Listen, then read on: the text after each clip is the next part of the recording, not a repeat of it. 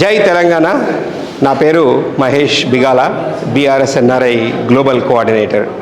ముఖ్యంగా ఈ parliament elections ఏదైతే జరుగుతూ ఉందో వాటిలో పార్టీకి మద్దతుగా మేమందరం కూడా క్యాంపెయిన్ చేయడానికి వివిధ విషయాల్లో మేము సపోర్ట్గా ఉంటామని చెప్పేసి ఎన్ఆర్ఐ మిత్రులందరూ కూడా వివిధ దేశాల నుంచి రావడం జరిగింది. ఈ 17 పార్లమెంట్ స్థానాల్లో కూడా అందరూ క్యాంపెయిన్ చేస్తూ ఉన్నారు.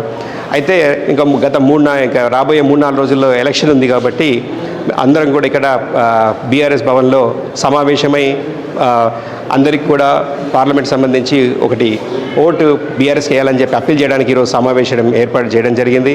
మీరు గతంలో చూసుకుంటే ఉద్యమ నాటి నుండి కూడా ఎన్ఆర్ఐలు అందరూ కూడా కేసీఆర్ వెంటే ఉన్నారు. ఇప్పుడు అయినా కూడా గత 2014, 18 ఈవెన్ మొన్న 23లో ఎలక్షన్ అయినా కూడా చాలామంది ఎన్ఆర్ఐలు పాల్గొనడము. మా టీఆర్ఎస్ శాఖలు 52 దేశాల్లో ఉన్నాయి. ఎక్కడికక్కడ సోషల్ మీడియా ద్వారా కూడా పనిచేస్తూ ఉన్నారు. అలాగే ఇక్కడ క్షేత్రస్థాయిలో పనిచేస్తున్న వాళ్ళందరూ కూడా క్యాంపెయిన్ చేస్తూ ఎడ్యుకేట్ చేస్తూ ఉన్నారు. అయితే ఇప్పుడు చూసుకుంటే అక్కడ కేంద్రంలో కానీ రాబోయే సర్కార్ అనేది సంకీర్ణ ప్రభుత్వమే. మోడీ గారికి 200 మించి సీటు కూడా కనబడట్లేదు.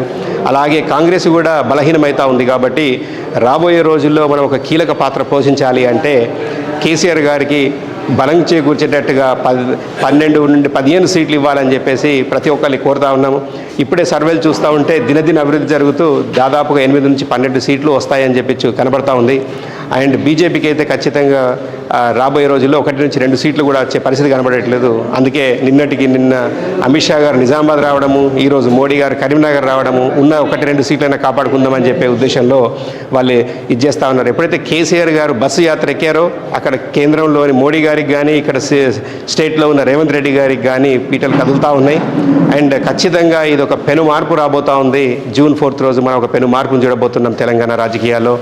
అండ్ వీటన్నిటికి కూడా ప్రజలందరూ కూడా సహకరించి బీఆర్ఎస్ పార్టీకి ఓటేయాలని చెప్పేసి కోరుతా ఉన్నాం. జై తెలంగాణ, జై కేసీఆర్. Thank you.